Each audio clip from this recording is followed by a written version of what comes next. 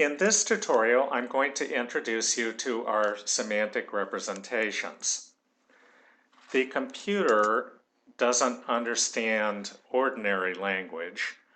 It understands a specialized language that we've created, and that's the language of our semantic representations. Semantic means meaning. So the semantic representations are the representation of meaning that the computer understands.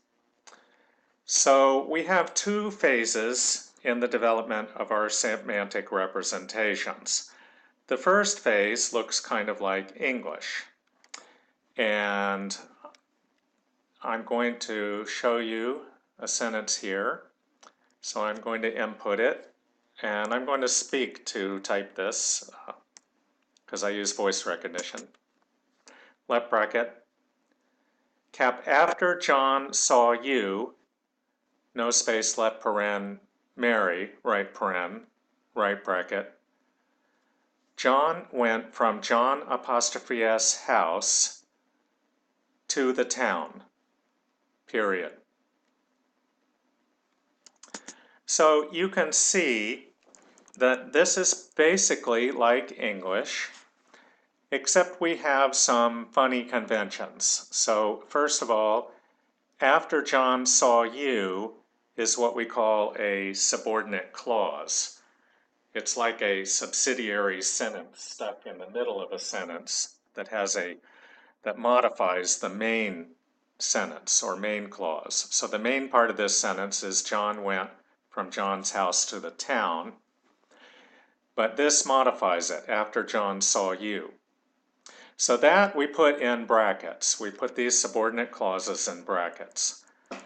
And secondly, whenever we have a first or second person pronoun, so first person is I or we, and second person is you, we have to tell the computer who it is that we're talking about.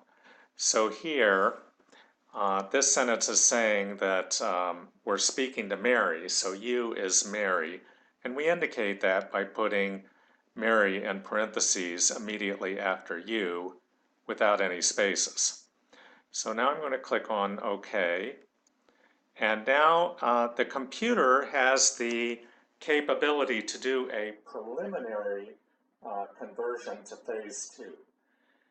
It may not always be correct, so sometimes we have to correct it, but I'm going to show you what happens in this case, and I think it's going to work pretty well for this sentence. So I click on this Analyze button down here, and the computer is working. You can see the hourglass symbol in the middle.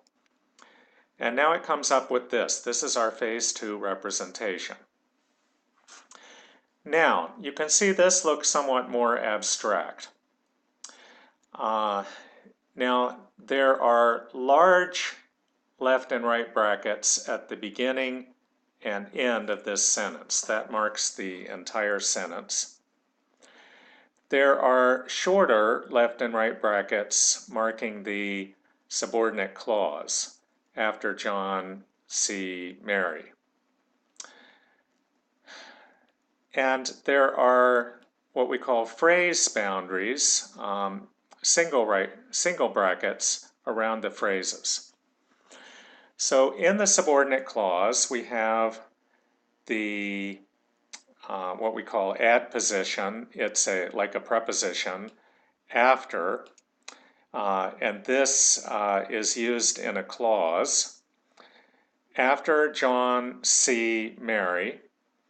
And so you see John here in this first set of brackets. This is the subject of the subordinate clause. John is doing the acting. He's the subject. And in our representations, we represent this with a semantic or meaning-based concept. So this is what we call John is the agent of this sentence. So when I put my mouse over the symbols right here, just inside that left bracket, I can see it says most agent-like. So that indicates that John is the agent of this subordinate clause. So now John here is the agent. You can see that. Okay, now I go over, and now that was a noun phrase. You could see NP just to the right of this left bracket. And then in the next set of brackets, it says VP.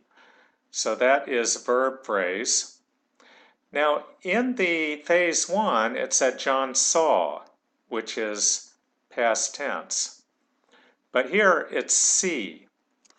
Now, the reason for that is because we represent this concept with the verb see, and then there will be some indication that, that it's in the past tense. And our normal way of indicating the past tense in English is to use what we call discourse.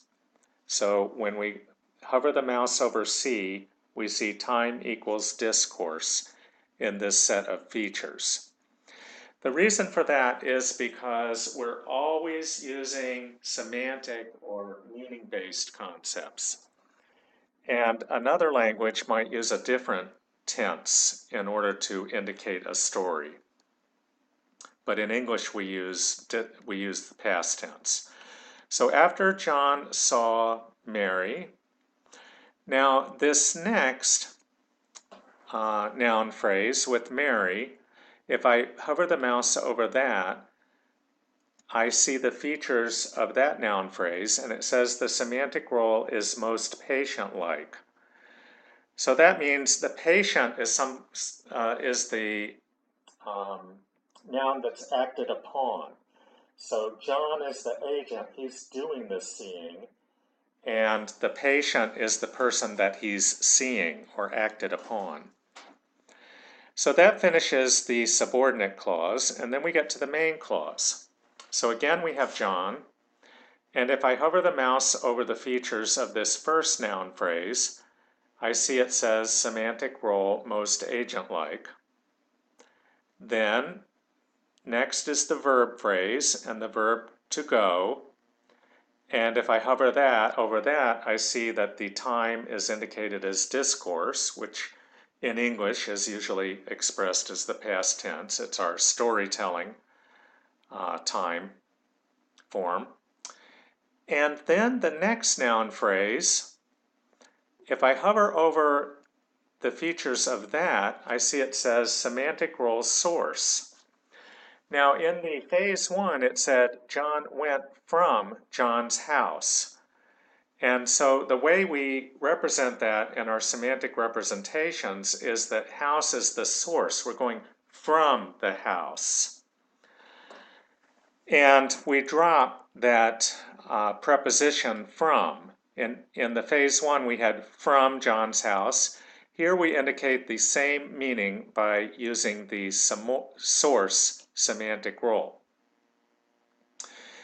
And then we have modifying house. We have another noun phrase. And this noun phrase modifies it, and that's indicated by this preposition here, adposition or preposition that says owner. So it's saying that John, which you see to the right of owner, is the owner of the house, and the house is the source. We're going from the house. And finally, the last noun phrase is marked as the semantic role destination, because in the English we had John went to the town. So we drop the to in this noun phrase, and we mark that it's going to someplace by marking it as the destination. And then you can see town here is the noun. So that's a brief introduction to our semantic representations. We have the phase one representations, which look pretty much like English, except they have some extra conventions, like marking subordinate clauses in brackets, and the person referred to in a first or second pronoun in parentheses. And then the second phase 2 semantic representations are a little bit more abstract. They drop some of the words in the phase 1 representation, and they use semantic concepts in order to represent meaning, like using source, the source role for house, to indicate that you're going from the house.